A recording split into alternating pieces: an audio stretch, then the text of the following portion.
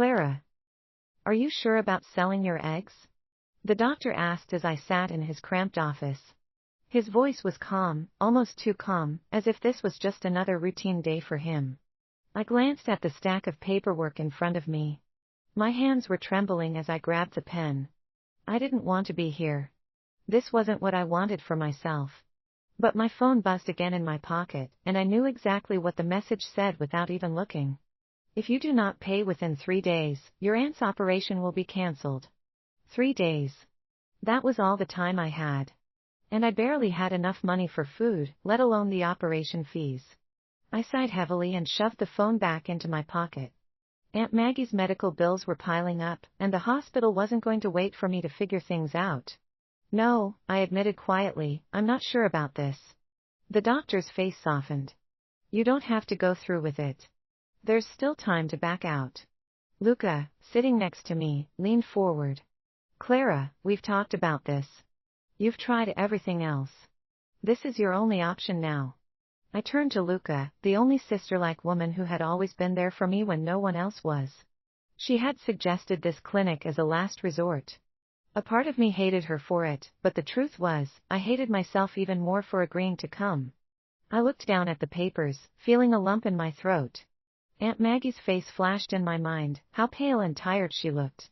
She took me in when no one else would, even when my life was at its worst. I couldn't let her die. I don't have a choice, I said before letting my hands move on its own, signing my name. When it was over, I left the clinic clutching an envelope stuffed with cash. My body ached in ways I didn't expect. I felt a strange emptiness, like I had just let off a whole bag of burdens from my shoulder, and my body would never be the same before, but then. I couldn't think about that. The first thing I did was go to the hospital. I handed the money to the receptionist with shaking hands, almost afraid she'd tell me it wasn't enough. But she nodded, stamped the receipt, and said, "We'll proceed with the operation immediately." I walked out of the hospital feeling like a huge weight had been lifted off my shoulders. The knot in my chest that had been there for weeks finally loosened. Standing outside the operating room, I let out a deep breath. I didn't cry, but I felt like I could. Aunt Maggie would get the help she needed. For once, I had done something right. That evening, my phone buzzed. I looked at the screen and saw Xavier's name. My boyfriend, or maybe I should call him my ex. You sold your eggs? His voice was loud, sharp, and accusing. Xavier, I started, but he cut me off. You wouldn't even sleep with me, but you'll do this. You're disgusting. We're done. Hold on, have you been spying on me? I questioned, mentally wondering how he had gotten to know about it. Does it even matter? He yelled. You just proved how worthless you are, Clara. I'm sorry, but I can't continue with someone so useless and full of no hope. Hearing him want to break up with me wasn't what hurt the most. What hurt was him referring me as a useless and full of no hope girl. Those words only reminded me of my life history, and that was something I hated to recall. I fought the tears back, but they kept falling. I had known for a while that things between us weren't working, but to end it like this? I glared around to be sure no one was looking, especially not Luca. If she ever gets to know, she'd break the whole world just to have Xavier apologize. Did you hear what I just said? If not of his voice, I would have thought the line went dead. I didn't say a word.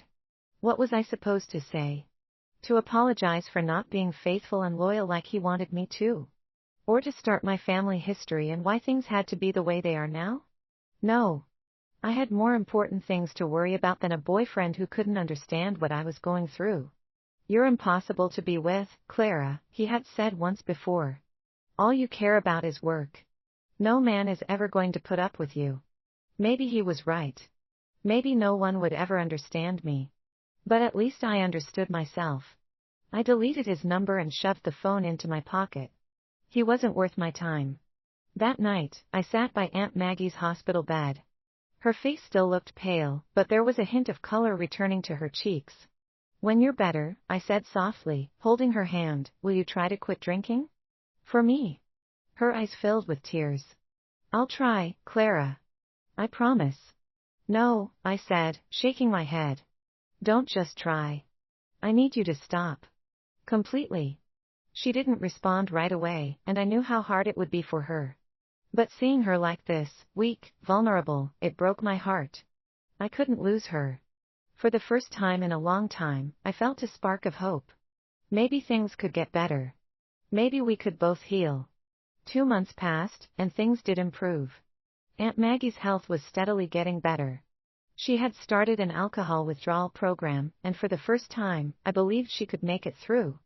But then, everything came crashing down. I checked my bank account one evening, expecting to see the small amount of money I had managed to save. Instead, the balance read, $0. $0? I muttered in disbelief, refreshing the page over and over again. I called the bank. I wanted to know what happened and how the money had mysteriously disappeared. I'm sorry, the representative said, but the account holder withdrew the funds yesterday. The account holder. That was me. My heart sank. But I didn't withdraw anything, I said. Perhaps someone else with access to the account? Only one person came to mind. Uncle Mark. I decided to give him a call. At first, I wasn't expecting him to respond. But now he did. That's a relief. Uncle Mark, you took the money, didn't you? There was a long pause before he laughed bitterly. I had a bad streak at the tables, Clara. I'll pay it back when I can. Pay it back? I shouted. That money was for Aunt Maggie's treatment. How could you do this? Calm down, kid, he muttered. You'll figure it out. You always do. Then hung up. I stared at the phone in disbelief. He had hung up. I tried calling back, but he only busied my call. My chest ached as I sobbed into my hands. My life was a never-ending cycle of trying to fix what my family broke. Every time I thought things might get better, someone like Uncle Mark would come along and ruin it. Why did I keep trying? Why did I let them drag me down over and over again? Clara. I looked up to see Luca standing in the doorway. Her face was full of concern, and for some reason, that made me cry even harder. I can't do this anymore, I choked out. I can't keep fixing their messes. I can't keep. Hey, she said, crossing the room to sit beside me. It's going to be okay. We'll figure something out. We always do. Those words reminded me of Uncle Mark's words. I shook my head, not wanting to believe there was a second hope. We can't, Luca. Not this time. Luca waited until I had calmed down before she spoke again. Clara, she said, a little hesitant. Can I ask you something? Have you noticed anything different about yourself lately? I frowned. What do you mean? I wasn't expecting that question. Like, have you been feeling tired? Or sick? Or anything strange? I thought about it for a moment. I've been more tired than usual, but that's probably just from work. And my period hasn't come, but I read that's a side effect of the egg retrieval. Luca's face turned serious, almost panicked. What? I asked, my stomach twisting. What's wrong?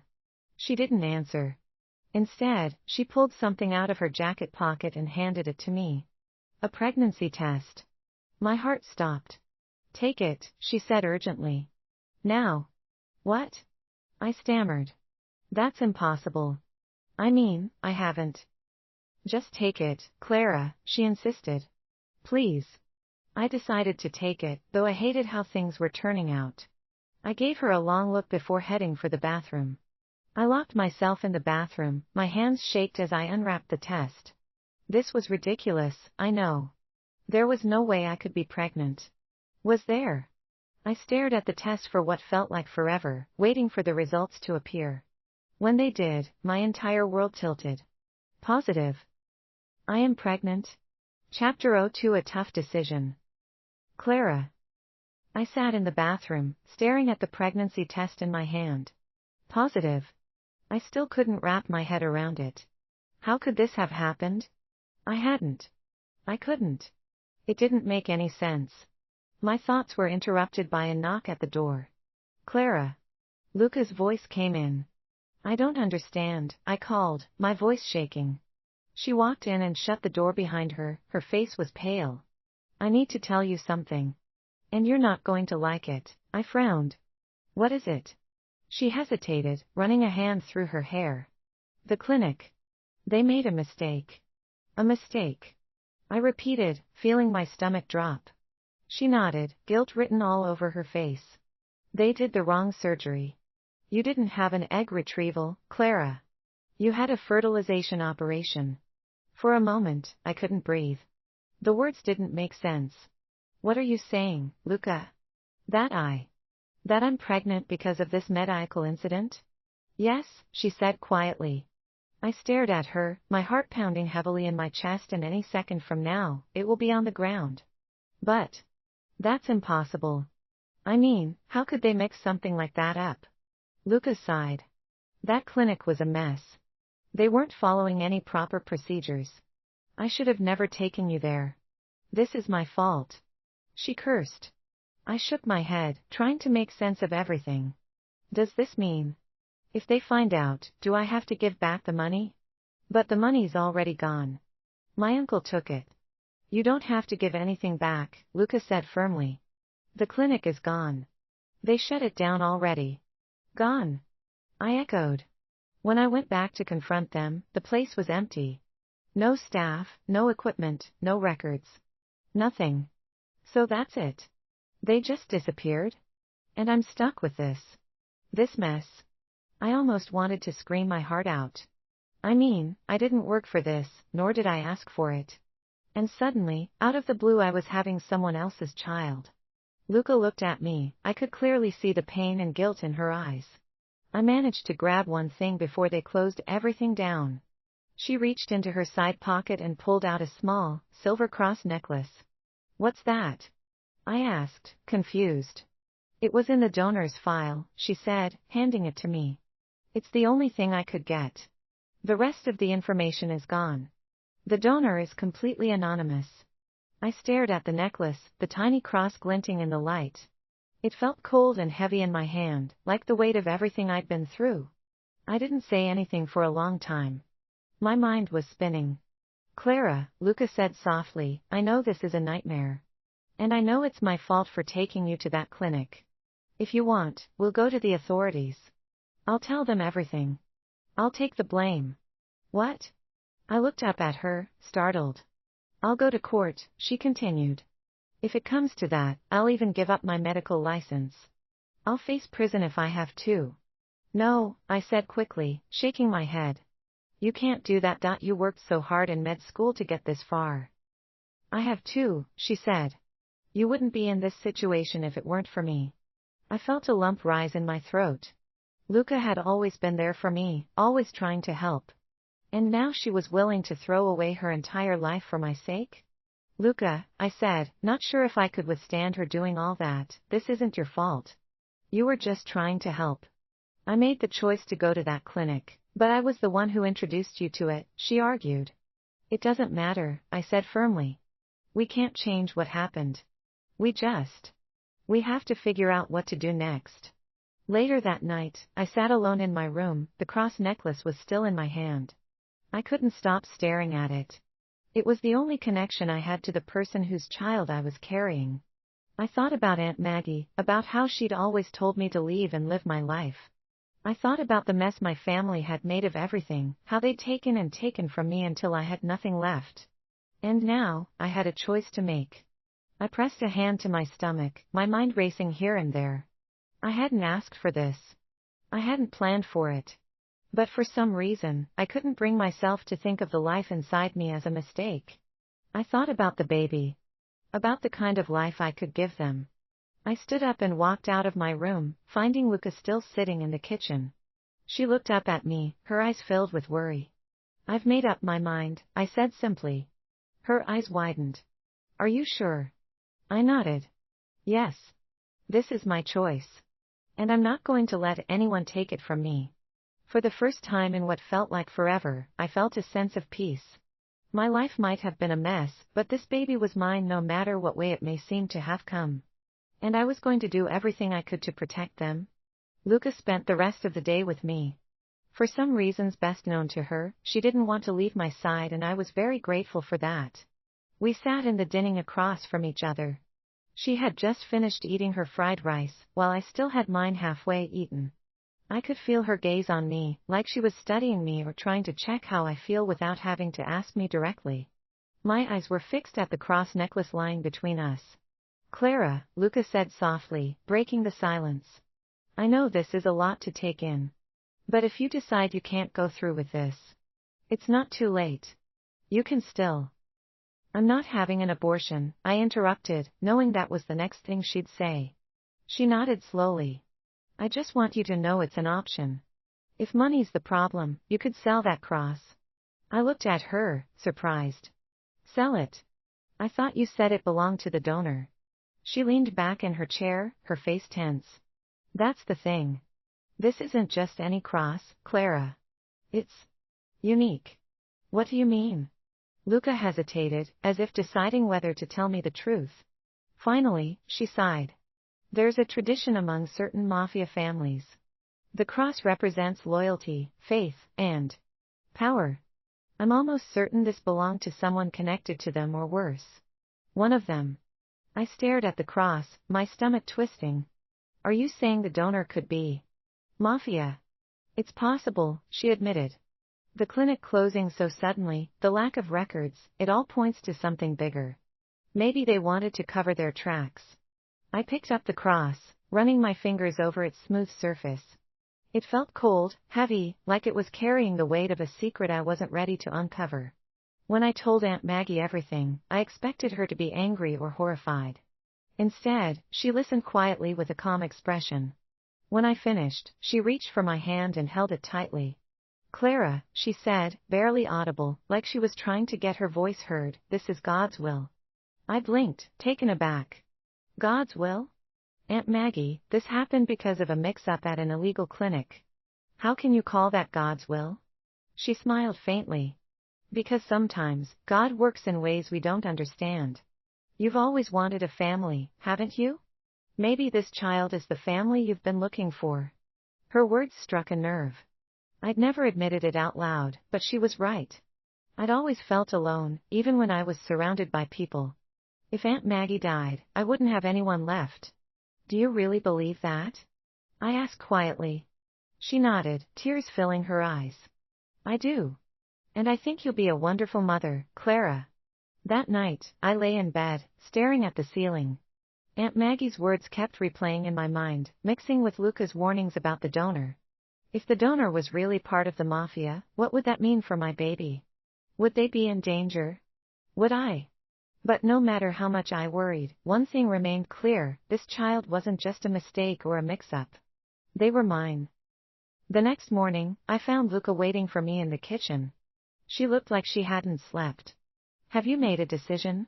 She asked. I nodded. I'm keeping the baby. Her shoulders sagged with relief, but her expression remained serious. Clara, are you sure? This isn't going to be easy. And if the donor's connected to the Mafia, there could be risks. I don't care, I said firmly. I've spent my whole life being dragged down by other people's choices. This time, I'm choosing for myself. No matter who the donor is, this child is mine. And I'm going to give them the best life I can. Clara. It didn't take long for the whispers to start. Did you hear about Clara? Someone would say at the market.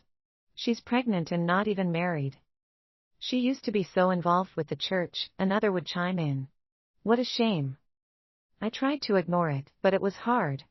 The church had always been a place where I felt safe, but now, even the pastor's wife gave me cold looks. It wasn't long before I stopped going altogether. Every Sunday morning, I would hear the church bells ringing, and my chest would ache. But I reminded myself that I didn't need their approval. My focus was on my baby. At my next antenatal checkup, Luca smiled as she looked at the screen. The baby's growing well, she said, pointing at the little shape on the monitor. It's 10 weeks now and stable. I couldn't help but smile. Seeing the baby made everything feel real. But then Luca's expression turned serious. Clara, it's still not too late to think about your options. You can choose to have an abortion before the 20th week. I've made my choice, I said firmly, looking away from the screen. She sighed. I know you're determined, but think about it. You don't have a stable income. Your aunt's addiction is still a problem, and your uncle is, well, unreliable, to put it kindly. This isn't the best environment to raise a child. I'll figure it out, I said, letting her know my mind was already made up. I'm working. I'll save up enough to move out. Luca shook her head. You can't keep working like this, Clara. What happens when your belly gets bigger? Delivery work isn't safe for someone in your condition. I didn't answer. She wasn't wrong, but I couldn't give up. The next day, I picked up an order from a pharmacy. It was a delivery to a location by the harbor. When I arrived, I found myself standing in front of a yacht. It was huge, the kind of thing I'd only ever seen in movies. This can't be right, I muttered, checking the address again. But it was correct. Hesitating for a moment, I climbed the narrow gangway onto the yacht. As soon as I stepped on board, I felt the yacht lurch slightly. I turned around to see the dock drifting farther and farther away. What's going on? I asked aloud, my heart already pounding with fear.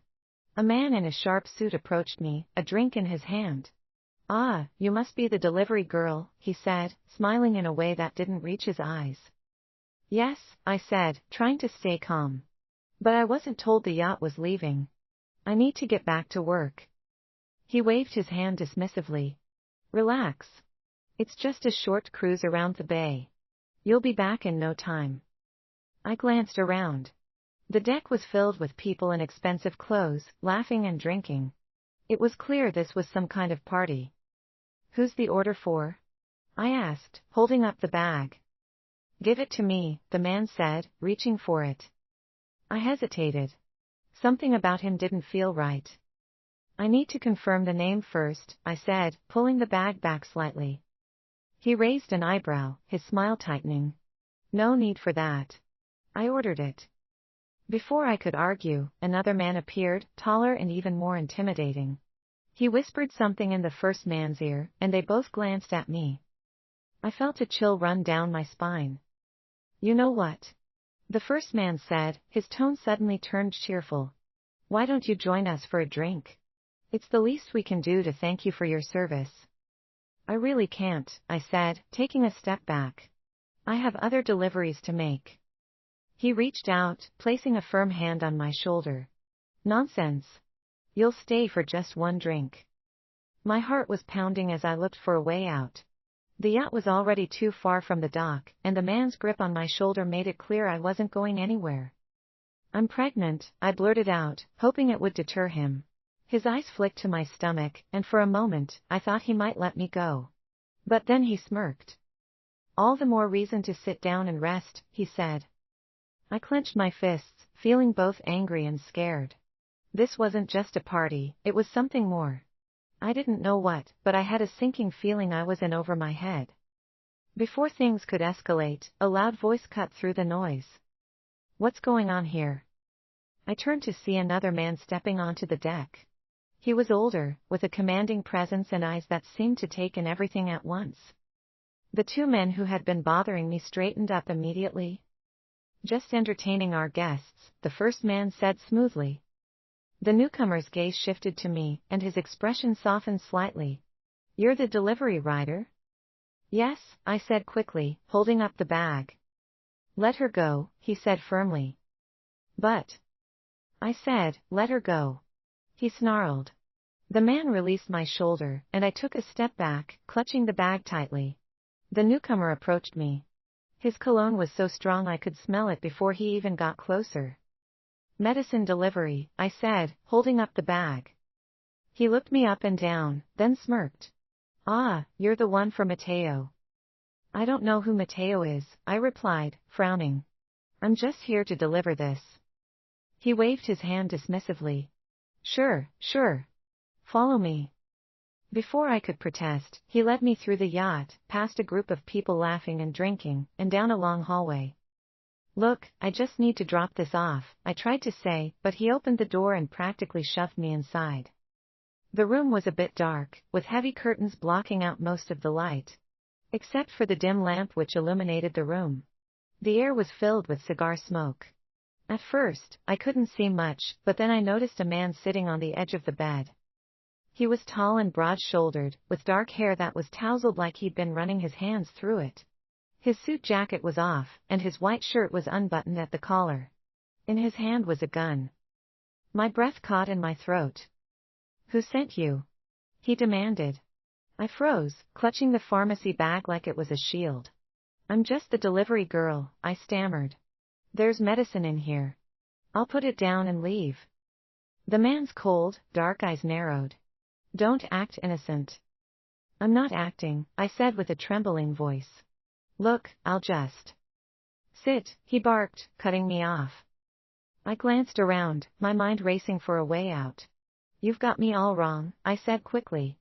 I'm not your gift. His lips twisted into a bitter smile. Do you think I'm stupid? No one gets in here without a reason. He stood up, and I instinctively stepped back, my heart pounding. My eyes darted around the room, landing on a heavy glass ashtray on a nearby table. He took a step closer, the gun still in his hand. Do you know who you're messing with? You don't want to lie to the De Lucas. Wait, De Luca? The Mafia De Luca? Is he one of the De Luca family, likely the father of my child's family? I told you, I'm just delivering medicine, I shouted, as if that would even help. As he moved closer, I seized the opportunity. Grabbing the ashtray, I swung it with all my strength. The ashtray connected with his head, and he stumbled backward, landing on the bed with a groan. Oh no, I muttered, dropping the ashtray. Had I killed him? I approached cautiously, my hands shaking. Are you alive? I whispered, leaning in to check his breathing. Suddenly, his hand shot out and grabbed mine. I yelped in surprise. His eyes fluttered open, and he looked at me. But instead of anger, there was something else, something softer. He sniffed the air, then my hand, and his body relaxed. Stay, he murmured, his voice barely above a whisper. And then, before I could respond, he pulled me down onto the bed and wrapped an arm around me. His breathing slowed, and his eyes closed. In my mind, he had passed out. But to him, it seemed like he had finally found some kind of peace. I stayed frozen for what felt like hours but was probably just minutes. His grip on me loosened, and I carefully wriggled free. My hands shook as I dropped the pharmacy bag and tiptoed out of the room. My heart was racing as I made my way back down the hallway and out onto the deck. I couldn't believe what had just happened. I kept expecting someone to stop me, but no one did. When I finally reached my delivery bike, I jumped on and sped away without looking back. When I got home, I was still trembling. My hands were clammy, and my legs felt weak.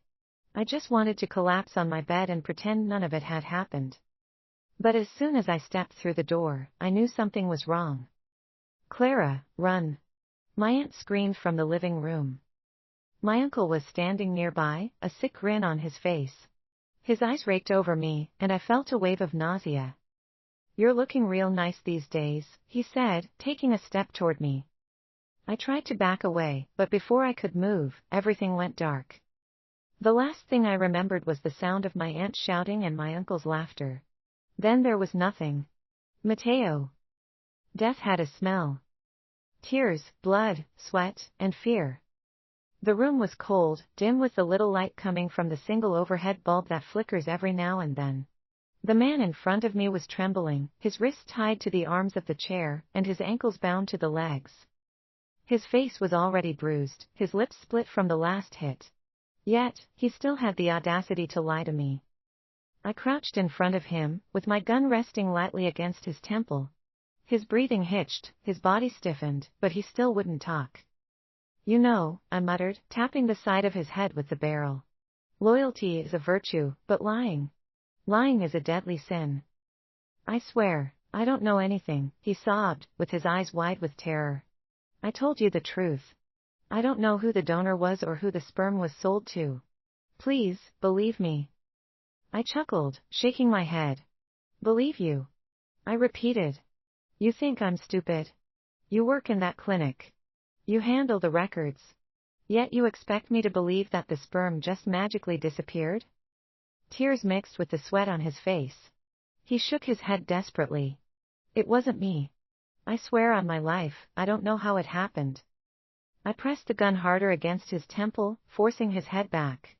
Swearing on your life doesn't mean a damn thing to me, I said coldly.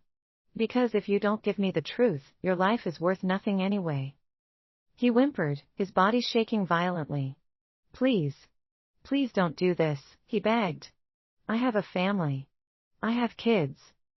The young man groaned as one of my men drove his fist hard into his stomach. He coughed violently, gasping for air.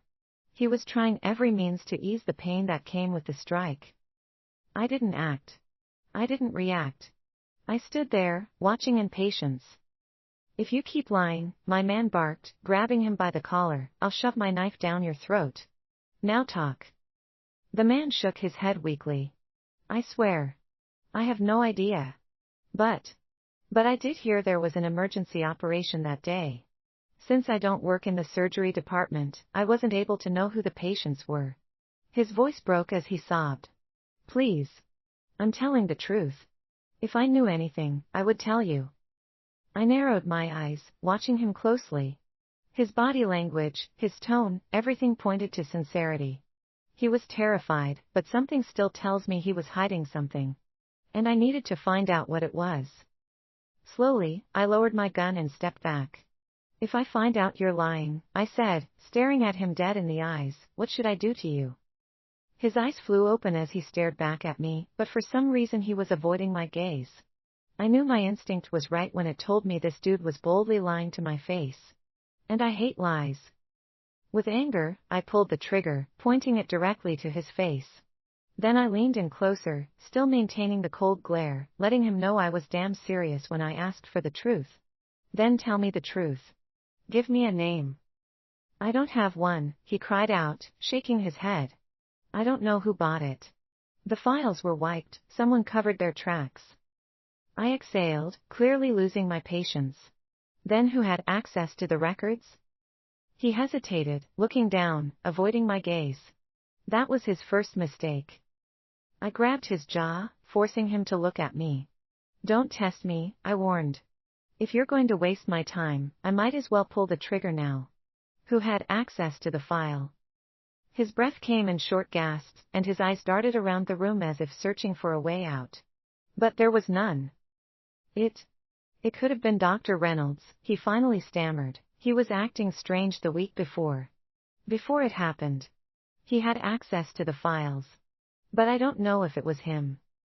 I smiled, but there was no warmth in it. See? That wasn't so hard, was it? He nodded frantically, tears still streaming down his face. Please. I told you what I know. Let me go. I stood up, stepping back as I lowered my gun. You did well, I said. For a moment, he looked relieved at my words, and his body sagged against the chair. But then, without hesitation, I raised the gun again. This time, I didn't hesitate. The sound of the gunshot echoed through the room. My hand snapped back slightly from the recoil, and I steadied once more before lowering it. His head slumped forward, blood dripping onto the cold floor. I handed the gun to Enzo, who stood beside me. Clean up this mess, I ordered, already walking away. I had a new lead now. Dr. Reynolds. I stood by the glass window, staring at the street below. My mind had already moved past the young man I had just killed and shifted from Dr. Reynolds, my next target, to something, or rather, someone else. Clara. That was her name. Something about her fascinated me, though I couldn't explain why. She looked familiar, yet I couldn't place where I had seen her before. It was frustrating. And worse, I still couldn't believe I had passed out because of her. That had never happened before.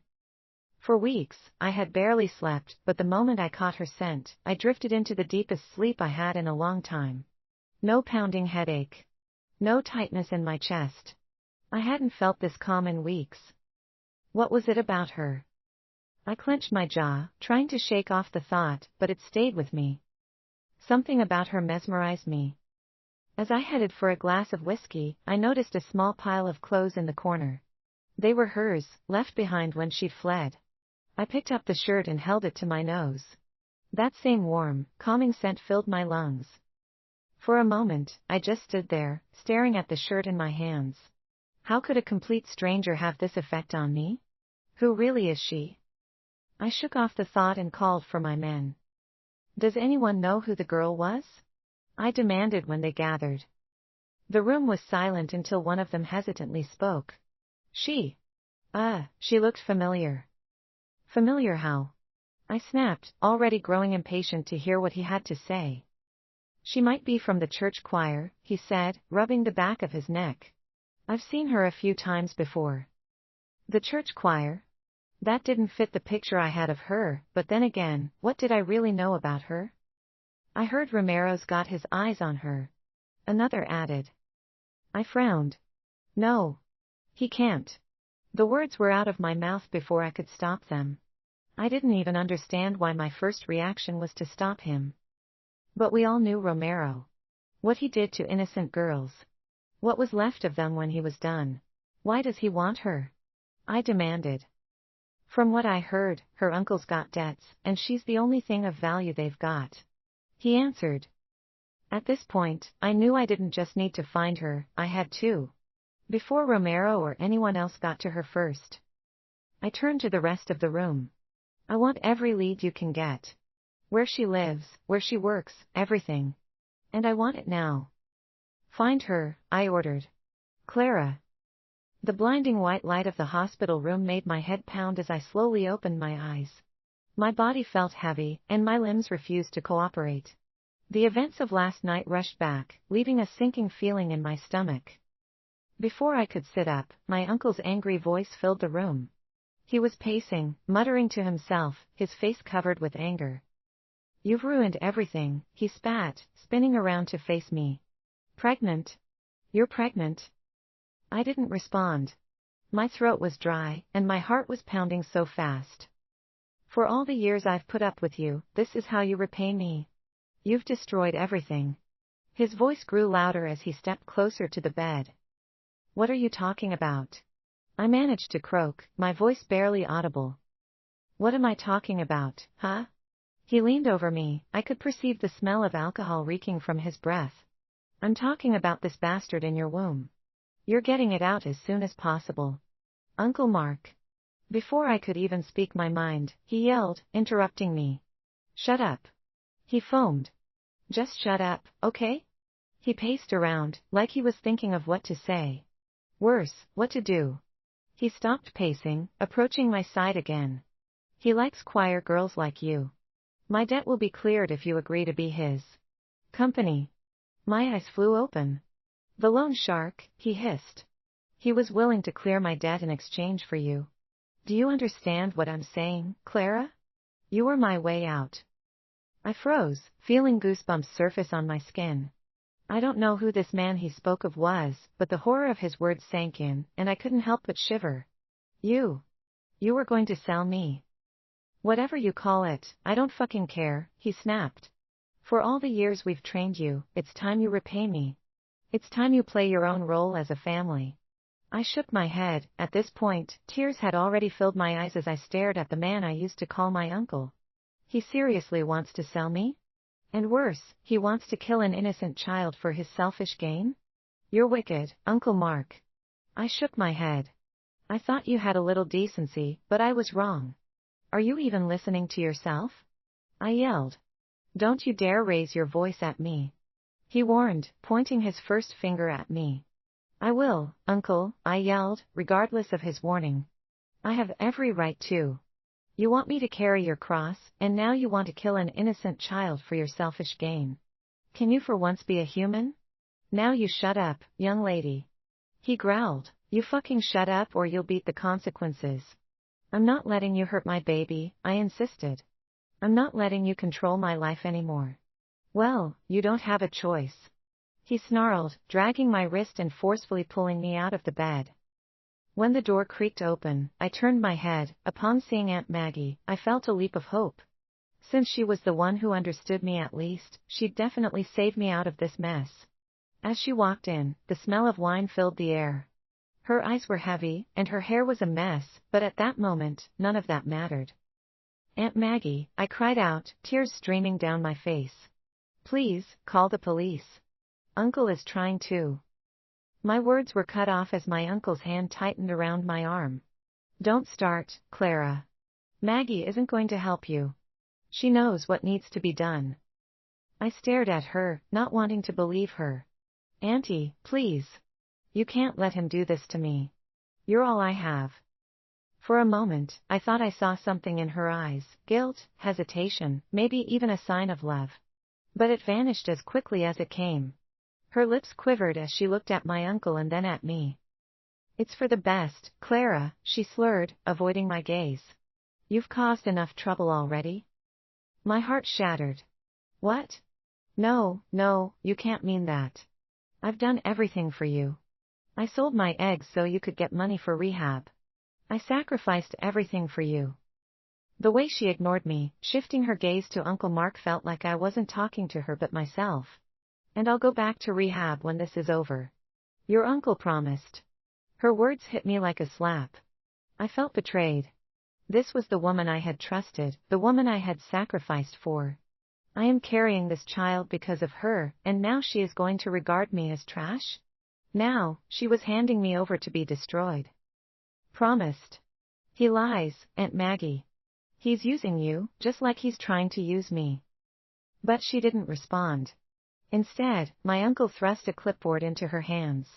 Sign it, he demanded. I froze, watching in disbelief as her hand moved to the pen. No. Don't you dare. Aunt Maggie, don't do this. She looked at me one last time, tears pooling in her bloodshot eyes. I'm sorry, she whispered, before scribbling her name at the bottom of the form. A cold, bitter laugh escaped my uncle's mouth. There. Now it's official. No. I screamed, thrashing against his hold. How could you do this to me? How could you betray me like this? Then the door burst open, and Luca stormed in. Let her go, she yelled angrily. Uncle Mark sneered, shoving me aside. Who do you think you are, boy? This isn't your business. It is now, Luca said, stepping between us. You're not laying another hand on her. My uncle's face twisted in rage. Without warning, he lunged at Luca, his fist connecting with her jaw like she was a man. Luca staggered but didn't fall, standing her ground. I mentally wondered how she was able to survive the hit without falling to the ground. Get out of here, or I'll make sure you regret it, my uncle spat. Luca wiped blood from her lip, before returning her gaze at him. Over my dead body. But then my aunt stepped in, pointing her finger at Luca. Young lady, you better leave or I'll call the police on you. You're trespassing, and I'll make sure they throw you in jail. The threat made Luca hesitate, then her eyes shifted to me. Clara, I'm not leaving you, she said softly. Tears welled in my eyes. Luca, don't. Please, don't get hurt because of me. My uncle took advantage of the moment, punching her again and sending her to the ground. She grunted in pain, and I screamed, struggling harder against my uncle's grip. Stop it, I yelled. Please, stop. Leave her alone. I was more concerned about Luca that I didn't realize my uncle's hand halfway to my face until I felt a sharp pain land on my cheeks. My ears buzzed like it was going to explode, and I almost lost my vision. I couldn't react, I was still trying to get over the pain. However, Uncle Mark turned to the doctor with a look of satisfaction. Clara is all right, he faked a smile. I demand that the surgery be performed immediately. No. No. I shook my head. Please don't. Please. Just then. I remembered the cross. I reached into my pocket, pulling it up. I stretched it to my uncle. This cross, it must be worth a lot of money. If you pawn it, you'll have enough to pay off your debts. Just let me go. He snatched the necklace from my hand, examining it with a sneer. This? It's garbage. A fake piece of junk. You really think this is worth something? He laughed cruelly before tossing it across the room. The sound of it hitting the floor made my heart shatter. What now? How can I possibly escape this man? No, I cried, reaching for it, but he yanked me back. You're pathetic, he spat. Cheap jewelry can easily fool you. He angrily pulled out his belt from his waist, and he used it to hold my right hand against the bed handle. Now, I want you to be quiet. Understood? He shushed. Doctor, do what you have to do. While I struggled to let go, the doctor injected a sedative in me. The feeling clouded me, causing me to grow instantly weak. I could no longer struggle nor scream. I felt hopeless. Powerless, and helpless. I could only close my eyes in tears, silently wishing a miracle would somehow, anyhow happen. At that moment, the door suddenly kicked open, drawing everyone's attention. I could barely see clearly due to the effect of the drug, but I could tell whoever it was that entered wasn't any ordinary man. "Let her go," came a deep voice. Then his scent struck me. It was familiar, just enough for me to know who it was. Mateo.